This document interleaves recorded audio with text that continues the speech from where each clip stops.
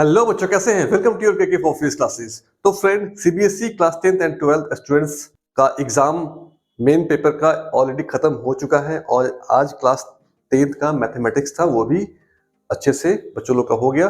तो अब बच्चे लोगों का क्वेरी है, 10th एंड 12th वाले बहुत सारे बच्चे मैसेज किए, कमेंट किए, फोन कर रहे हैं कि सर मेरा पेपर अगर खराब चला गया, अगर मेरा कुछ मार्क्स कम पड़ रहा है तो क्या होगा। फिर कुछ बच्चे का क्वेरी है कि अगर इस बार जो कॉपी चेकिंग ऑलरेडी स्टार्ट हो चुका है तो वो लीनियंट होगा या फिर हार्ड होगा, और क्या अगर हम फेल करते हैं, अगर किसी कारण से, ऐसा ना हो बट किसी कारण से आपका नंबर कम आ जाता है पासिंग मार्क्स से, तो क्या इस बार एक और चांस मिलेगा। तो इस सब के बारे में हम डिस्कस करेंगे और रिजल्ट कब आएगा उस सब के बारे में हम डिस्कस करने जा रहे हैं इस वीडियो में। तो इस वीडियो को लास्ट तक देखिएगा और ये काफ़ी हेल्पफुल होगा। तो जो इस चैनल पर नए हैं तो प्लीज़ सब्सक्राइब करके नोटिफिकेशन में बटन दबा दीजिएगा ताकि आपको लेटेस्ट अपडेट इस चैनल पे के थ्रू आपको मिलता रहेगा। तो हम पॉइंट वाइज हमने आपके सामने लेके आया है। तो पहला पॉइंट है सीबीएसई रिजल्ट 2023, तो इसको हम सबसे लास्ट में डिस्कस करेंगे। तो सबसे सेकंड पॉइंट है कॉपी चेकिंग लीनियंट और हार्ड।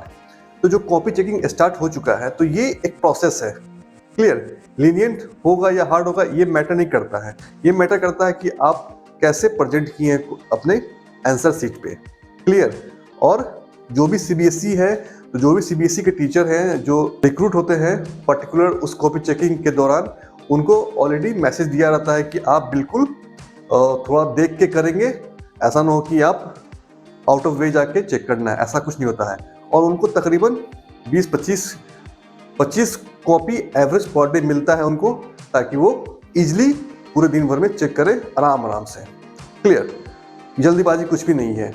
तो जो लीनियंट होता है, जो अगर इनकेस लीनियंट अगर कोई कर रहा है और कोई हार्ड कर रहा है, ये कोई मैटर नहीं करता है। मैटर ये करता है कि आपने कैसे लिखा है। अगर आप क्वेश्चन का आंसर पॉइंट न लिख के अगर उसके आसपास भी लिख रहे हैं तो आपको नंबर अच्छा मिलता है, स्टेप मार्किंग भी मिलता है, ये सबको पता है। और सीबीएसई ने ऑलरेडी सैंपल जारी कर दिया था कि कैसे कैसे आपको स्टेप मार्किंग मिलेगा। तो इसलिए ऑलवेज टीचर का फोकस होता है कि बच्चे को पास कराया जाए, बशर्ते बच्चा का फोकस होना चाहिए कि हम साल भर पढ़ के आए हैं, वैसा होना चाहिए। और इसलिए अगर इनकेस बहुत सारे क्वेश्चन जैसे फिजिक्स और मैथ क्लास 12 का काफ़ी हार्ड आया है, तो जैसे ही क्वेश्चन अगर हार्ड होता है तो वहाँ पे और आपके लिए अच्छा है। क्लियर, तो वहाँ पे कॉपी अपने आप लीनियंट हो जाती है चेकिंग के दौरान, डोंट वरी। क्लियर, तो आप लकीली अच्छी बात है कि स्टेप मार्किंग से आप आराम से पास करेंगे। और जो आप एक्सपेक्ट कर रहे हैं कि आपका मार्क्स मान लेते हैं 30 आ रहा है, 30 अगर आप सोच रहे हैं, क्लियर, तो आपका 40 के आसपास आराम से आएगा, उससे ज़्यादा ही आता है। थर्ड पॉइंट है बोनस मार्क्स कितना मिलता है। तो इनकेस अगर कोई बच्चे किसी कारण से कुछ नंबर कम हो जा रहा है तो उनको एडिशनल मार्क्स, बोनस मार्क्स या उसको बोले ग्रेस मार्क्स मिलता कितना है। तो ये सबसे बड़ा क्वेरी है बच्चों का। तो सबसे पहले मैं आपको बता दूं कि बोनस मार्क्स तभी मिलता है या फिर ग्रेस मार्क्स तभी मिलता है जब आप मान लेते हैं 33, अगर 33 पासिंग मार्क्स है तो आप इसके 27 या 28 मतलब 29, 30 के आसपास आप रहेंगे, तभी आपको ग्रेस मार्क्स दे दिया जाएगा और आपको इजीली आप पास कर जाएंगे। तो आप कोशिश कीजिए कि 25-26 मार्क्स के आसपास आप लेके आइए, तो आपको 5 से 6 मार्क्स मिल जाता है। और ये इंटरनल सीबीएसई का रहता है, ये कोई कहीं पे लिखा हुआ नहीं है, कोई इसका पब्लिक नोटिस नहीं है, कोई इसका सर्कुलर नहीं है, ये बाय डिफॉल्ट ये काम होता है।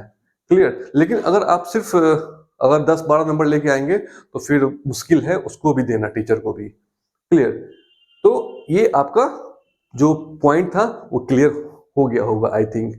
अब बात करते हैं फोर्थ पॉइंट का, कॉपी रीचेकिंग हेल्पफुल है कि नहीं। अगर किसी कारण से पासिंग मार्क्स, ग्रेस मार्क्स सब कुछ देने के बाद लीनियंट कॉपी चेक हुई, उसके बाद भी आपका नंबर कम रह गया लेकिन आपको लगता है कि हमने अच्छा किया था, तो आप रीचेकिंग के लिए अप्लाई कर सकते हैं। ये घाटे का सौदा नहीं है, कुछ फी लगता है बट रीचेकिंग होता है और उसमें नंबर मिलते हैं और आपको आंसर सेट भी दिया जाएगा। क्लियर, आप खुद अपना आंसर देख के आप बोल सकते हैं कि जो टीचर आपका कॉपी चेक किया है उसको आप चैलेंज कर सकते हैं कि वो कहाँ कहाँ मार्क्स मेरा जहाँ देना चाहिए था नहीं दिया है, वहां पे आपको आप क्लेम कर सकते हैं। क्लियर, तो ये भी एक रास्ता है आपको अगर किसी कारण से अगर टीचर आपका आंसर सही है फिर भी वो छूट गया या फिर मार्क्स नहीं दे पाया या फिर करेक्ट नहीं कर पाया, तो आप उसको रिकवर कर सकते हैं रीचेकिंग के दौरान। तो ये कभी भी बहुत सारे लोगों को ये बोलना है कि नहीं ये घाटे का सौदा भी होता है, ऐसा कुछ नहीं है। अगर आपको लगता है कि आपने सही किया तो आप कर सकते हैं रीचेकिंग के लिए। पॉइंट है any more chance to improve percentage. और इस साल अगर आपको इम्प्रूवमेंट करना है, मान लेते हैं जो बच्चे 12th में है और वो जेईई मेंस का अगर वो तैयारी कर रहे हैं या फिर उनका ड्रीम है, तो उनको 75% अगर लेके आना है तो वो भी इम्प्रूवमेंट का फॉर्म फिलअप कर सकते हैं किसी एक सब्जेक्ट में इसी साल। एज ए रेगुलर स्टूडेंट्स वो फॉर्म फिलअप कर सकते हैं और अपना इम्प्रूव मार्क्स कर सकते हैं। तो ये काफी इंपॉर्टेंट है। सेकेंड पॉइंट है एंड लास्ट पॉइंट है इस टॉपिक का 6, one more chance this year to clear 10-12। आपको अगर इनकेस किसी कारण से नंबर काफी कम आ गया है तो इसी साल आपको अगर किसी एक पेपर में आपका क्रॉस लग जाता है, ऐसा ना हो, बट अगर लगता है तो आपको इसी साल इम्प्रूवमेंट और कंपार्टमेंट का फॉर्म फिलअप करने का अपॉर्चुनिटी मिलता है और एज ए रेगुलर स्टूडेंट ही आप उसको क्लियर कर लेंगे तो आपका मार्क्स शीट एक ही रहेगा और आपका इसी साल पास कर जाएंगे। अदरवाइज फिर नेक्स्ट ईयर आपको देना पड़ेगा, बहुत सारे चांसेस हैं। हमारा पॉइंट है कि वेटेज ऑफ मार्क्स ये, क्योंकि बहुत सारे बच्चे का अभी भी कंफ्यूजन है कि हम क्लास 12th में प्रैक्टिकल और थ्योरी मिला के नंबर लेके आते हैं 33 तो हम पास माने जाएंगे, तो ऐसा बिल्कुल नहीं है। आप दिमाग से निकाल दीजिए, आपको थ्योरी में अलग पास करना है, प्रैक्टिकल में अलग पास करना है। तो बी केयरफुल, ओके, क्योंकि अगर आप 70 मार्क्स का थ्योरी है तो आपको 23 मार्क्स लेके आना है। आप सोचिए कि आपका आ रहा है कि नहीं आ रहा है। और प्रैक्टिकल में अगर 30 मार्क्स का प्रैक्टिकल हो रहा है तो 10 मार्क्स आपका आ रहा है कि नहीं आ रहा है, इस पर फोकस करना है।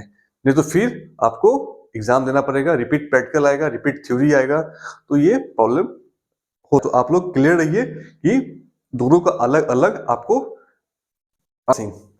Total 33 not counted, okay. तो आप लोग बी मेक श्योर की आपका अलग अलग पास होना है।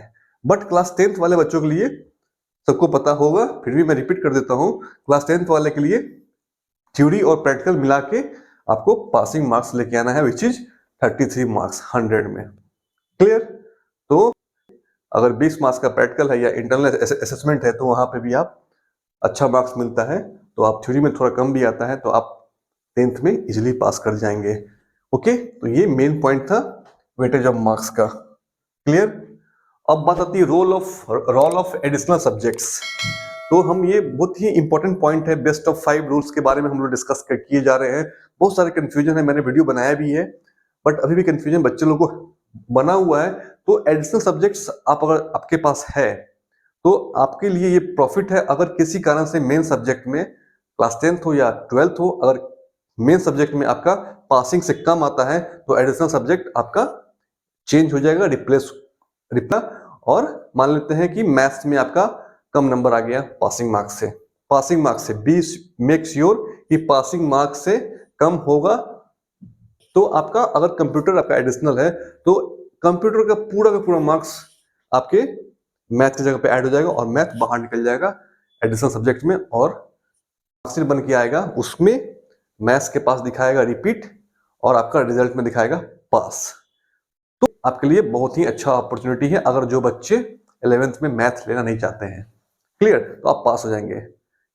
आपका एडिशनल सब्जेक्ट लैंग्वेज और केस मेन सब्जेक्ट में अगर फेल हो जाते हैं किसी एक सब्जेक्ट में तब रिप्लेस नहीं होगा। लैंग्वेज सब्जेक्ट से मेन सब्जेक्ट रिप्लेस नहीं होगा, लैंग्वेज सब्जेक्ट से सिर्फ आपका लैंग्वेज मेन सब्जेक्ट ही रिप्लेस होगा। तो आप ध्यान रखिएगा इस चीज को। तो ये आपके लिए इंपॉर्टेंट है एडिशनल सब्जेक्ट्स ओके पास कराने में। ये मोटा मोटा पॉइंट था, और best of 5 rule, best of percentage वगैरह हम सब आगे डिस्कस करेंगे। तो ये वीडियो आपके लिए था। और बात आती है रिजल्ट की, लास्ट में मैं डिस्कस कर लेता हूं।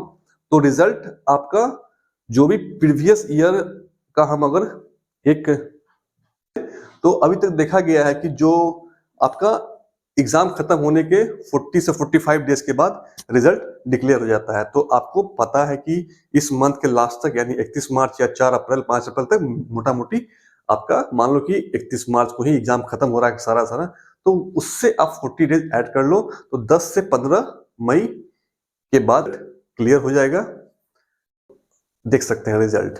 तो ये प्रोसेस है सीबीएसई का। तो कॉपी चेकिंग लीनियंट होगी, डोंट वरी, और हमेशा होता है, लेकिन आपको थोड़ा बहुत तो करना पड़ेगा काम। क्लियर? आपने अगर फिलअप किया है सारा का सारा मार्क्स, सारा का सारा क्वेश्चन अटेम्प्ट किया है तो वेरी गुड है, लेकिन रिलेटेड चीज होना चाहिए। तो आपका मोटो देखा जाता है, न कि आपको फेल कराने के लिए कोई प्रयास करता है। आपका मोटो देखा गया कि भाई आप पढ़ के आए हो फिजिक्स, पढ़ के आए हो केमिस्ट्री। क्लियर? तो आप लोग डोंट वरी और चिल करो। बच्चे जो एग्जाम में खत्म हो चुका है, बिल्कुल मस्ती कीजिए, बिल्कुल 10 से 15 दिन काफी मस्ती कीजिए। जो जो काम आपको करना चाहिए वो करिए और रिलैक्स रहिए, और फिर लग जाइए अपने नेक्स्ट आगे की तैयारी के लिए। तो ऑल द बेस्ट, मिलते हैं अगले वीडियो में, तब तक के लिए have a nice day, good luck, bye bye. और जो चैनल पे नए हैं, फर्स्ट टाइम हमको देख रहे हैं, तो प्लीज सब्सक्राइब कर देना और लाइक कर देना और अपने दोस्तों को शेयर कर देना, ताकि वो भी, उनको भी हेल्प मिल जाए और वो फुल मस्ती करे। तो आप लोग के लिए ऑल द